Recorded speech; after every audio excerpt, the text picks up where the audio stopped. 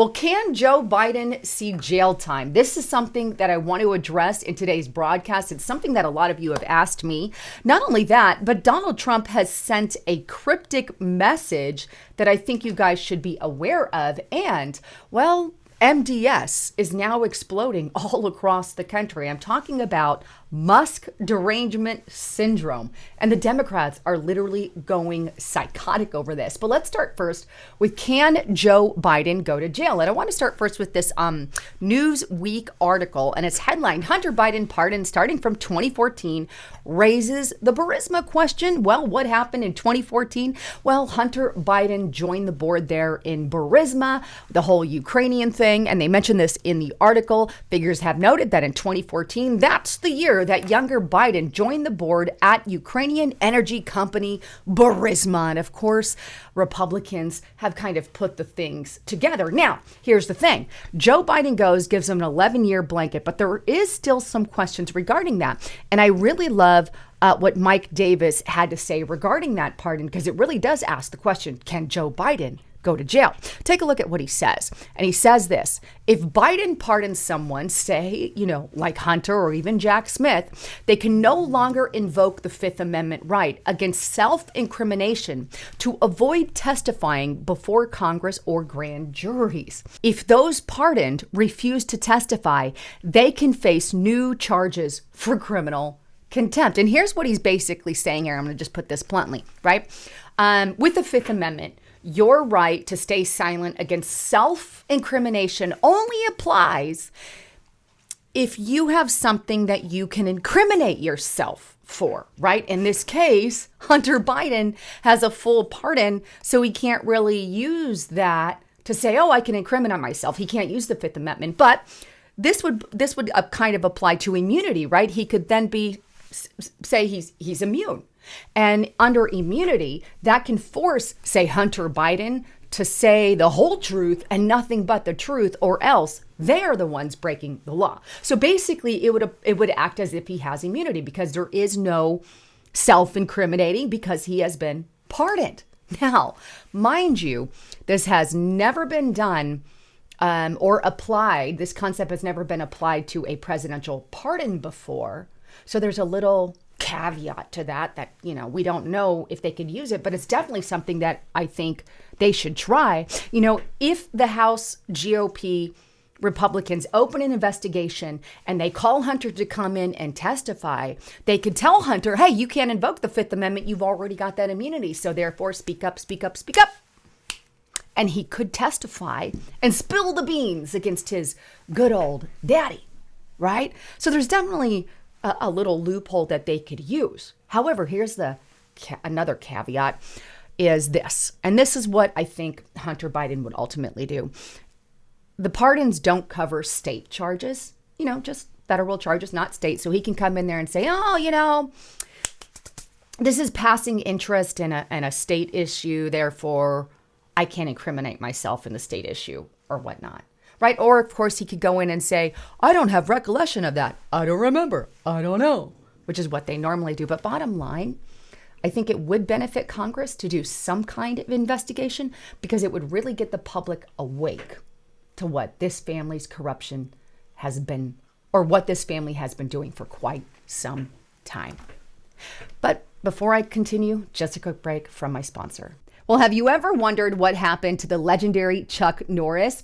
Well, I saw a video of him the other day and I was completely shocked. I mean, the man is literally in his 80s. He is working out, kicking butt, and more active than ever. In fact, what stood out to me is that he seemed stronger than he's ever been. He works out longer and he had lots and lots of energy. And I thought to myself, I want to be like him when I'm his age. So what the heck is he doing that is changing his lifestyle, right? So he claims that he did this by making one change in his life. And I want to encourage you guys to check out that change. And in order to check it out, all you have to do is go to chuckdefense.com/haven to find out what that change is. And I have to tell you, I found out what that change was, and it made a huge difference in my life. And I honestly believe that it will make a huge difference in your life. This is why I've sponsored with them. But you can check it out at chuckdefense.com/haven. And if you want more information information, you can click the link in the description box below to watch the video, or if you're on the cell phone, click that more button. But trust me, you're going to want to check this out. Go to chuckdefense.com/Haven. All right, back to the broadcast. So let's dive in how about what's going on with MDS, the Musk derangement syndrome, right? I want to start first with this congressional woman here and what she has to say about Elon Musk, and I want you guys to hear it. Take a listen. And you know what? What? They got scared. Oh. Because President Musk told them, President Musk said, don't do it. Don't do it. Shut the government down. Imagine. Oh, that's, it's kind of been a theme going on with these crazy Democrats. Here's Bernie Sanders. The U.S. Congress this week came to an agreement to fund our government. Elon Musk, who became $200 billion richer since Trump was elected, objected. Are Republicans beholden to the American people or President Musk? This is oligarchy at work. Then we have Congressman Robert Garcia. Welcome to the Elon Musk presidency. And then, of course, we have, if Elon Musk is kind of cosplaying co-president here, I don't know why Trump doesn't hand him over the Oval Office or speak to Johnson. Should maybe just hand it over to Elon Musk and give him the gavel if they just want that billionaire to run the country. And I love some of the responses to these. You could see all the photos with George Soros, Alex Soros, and all these billionaires. That's his son, Alex Soros there, that have been funding their campaign for a very long time. But God forbid we get a billionaire on our side. How dare we? No, we call him President Musk. We should call them President Alex and George Soros and President Bill Gates, because they have a lot of them in their freaking pockets. It's just insanity.